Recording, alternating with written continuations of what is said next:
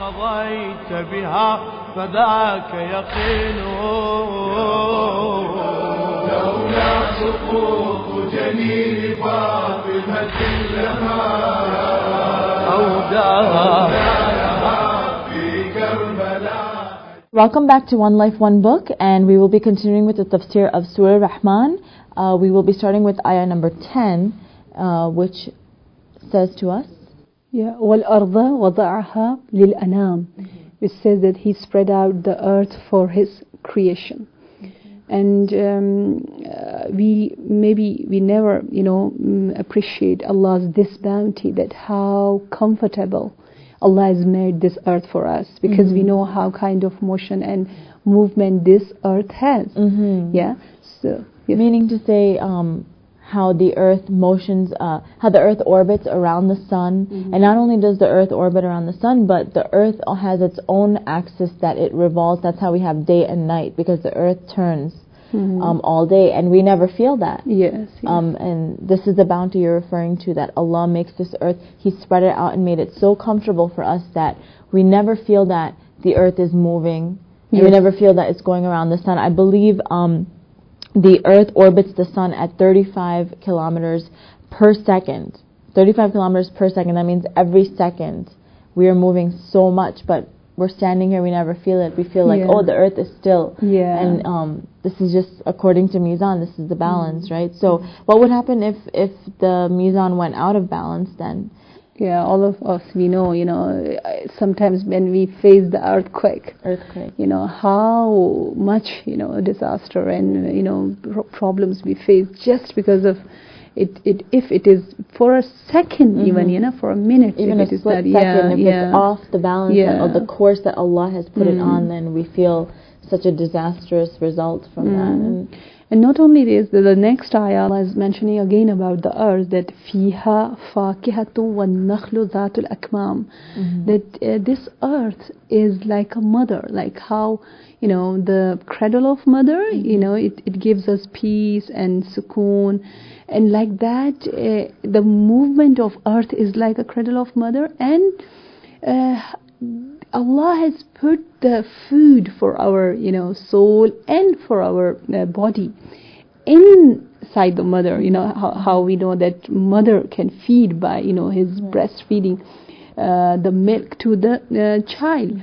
Like that, Allah said that fiha means therein. In this earth, I has put the food. The best food is fruit. Right. Yeah, and it should be before food we should eat fruit. And in the Quran, whenever Allah mentioned about the bounties of Jannah, heaven, Allah says that in Jannah first I'll give them fruit, then I'll give them the food. Yeah, like وَفَاكِهَةً كَثِيرًا وَلَحْمَ طَيْرٍ, for example. When Allah is talking about the bird's meat, which is the best meat for a human being. So Allah is saying first fruit.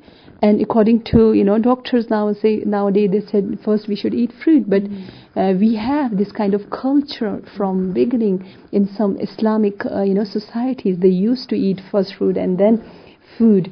So here Allah is saying that fiha fakiha. I put this, there in the earth there is fruit for a human being, and one nakhl. Nakhl means the date tree. The palm. Yeah, the palm. The date palm. So not only nakhl, Zatul Akmam, exactly Allah is mentioning, specifically one thing Allah is mentioning for us, that Zatul Akmam. Can you translate it for me? This that the palms, that basically what the ayat is saying is that therein, yani on the earth, is fruit and palms. That would be the fruit palms, the date palms, having sheeted clusters. The clusters of fruit like a covering. Yeah. And why does Allah mention in this the entire tree? Why doesn't Allah just mention, I have put fruit and I have put date and, there. Why does He mention, what's the importance of saying the tree, that He has given us the palm? First of all, even because date is not, it can't include inside of the fruit. Yeah, date is Date not is a, not considered a fruit. okay. Date is not considered a fruit. That's why Allah has mentioned separately about the date, and not only date, but whole the tree, the date tree, the palm is itself is the big blessing. So that's why Allah has mentioned, because according to the researchers, they said that the whole tree is, even the branches, the roots, the leaves, all of them, they are big bounties because they use for medical reason. I see. Yeah, and nothing of this tree get waste. Nothing is useless. Yeah. So is this specifically only referring to a date palm, or is this trees and plants of all kinds? No, just because of date. Just the date. Yeah. The way this tree has been used by man is very beneficial for man. We don't have any other tree like this. Yeah. Okay. So that's why Allah said one nakhl. Nakhl in Arabic means date tree, palm, and ratab means only date. So Allah is not saying warratab, like Allah has created for us fruits and date. No. So you mentioned that Allah talks about fruit and how important fruit is before anything else. Just as a side note, do we have any hadiths or anything from the Aimma that tell us which types of fruit specifically we should try to eat more, or which is most beneficial for us? Can you give us any information? Yeah, there are a lot of books, it says about fruits, like we have many hadiths about pomegranate, about apple, and there are books Tibbi Ma'sumin, they called Ma'sumin alayhi salam's medical wisdom. Yeah.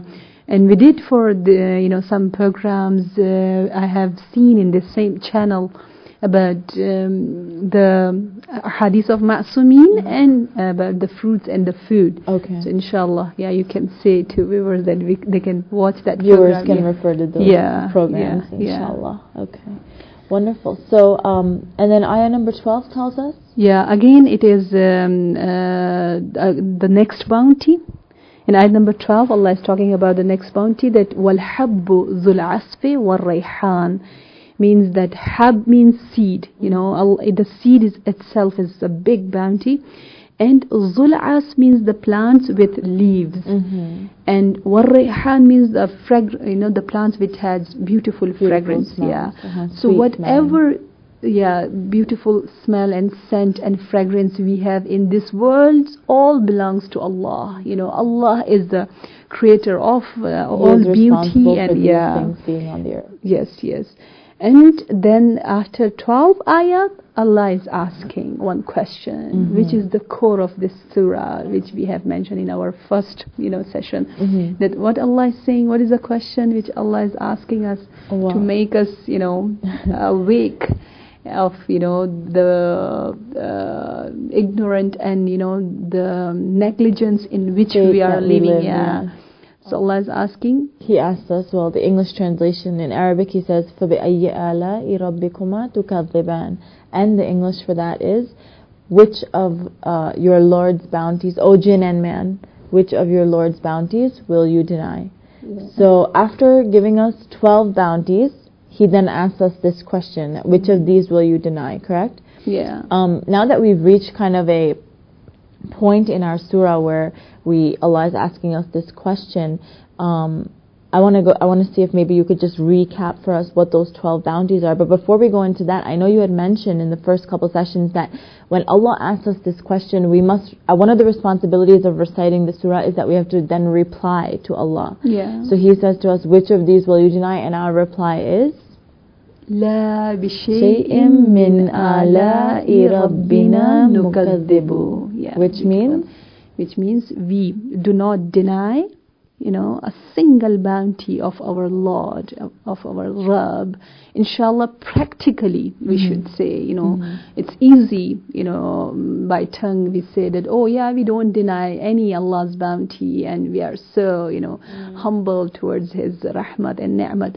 But inshallah, in next session we will discuss, because it has a bit in detail, deep meaning that how we can deny and what is the meaning of deny, and as you mentioned that there are few bounties which Allah has mentioned. After that, Allah is asking this question. Now, is there any specific reason why He named 12 bounties and then asked the question? Is there any wisdom behind that, or that's just how the surah happened to turn out? No, there is no any wisdom about this 12 bounties, Okay. like how, yeah. But we can understand that these 12 are more, according to my, the way I have numbered is 12, because there are 12 ayats, verses, so I said 12. Otherwise, we can make it more. Okay. Yeah, because, if we go like sun and moon, I count it as a one bounty. Okay. So if we do summary, we can get to know that the first bounty was Quran, which was very, very important bounty. I think time is finished. Yeah, so that's so why what we will do is we're going to wrap up for today, but Yeah. inshallah in our next program we will recap the 12 bounties that Allah is asking, do we deny these from Him? And we'll go through that, and then inshallah we will continue with finding out what else Allah is telling us, the new bounties, the ni'mats that He is bringing to our attention. That wraps up our program for today. Thank you for joining us on One Life, One Book. And once again, if you have any questions or comments that you'd like us to answer on the air, you can send us an email at info@haditv.com, One Life, One Book in the subject line, and we'd really appreciate your feedback, and we'd really be happy to answer any questions that the viewers might have. Please join us again next time for more Surah Rahman and more One Life, One Book. Thank you, and wassalamu alaikum wa rahmatullahi wa barakatuh.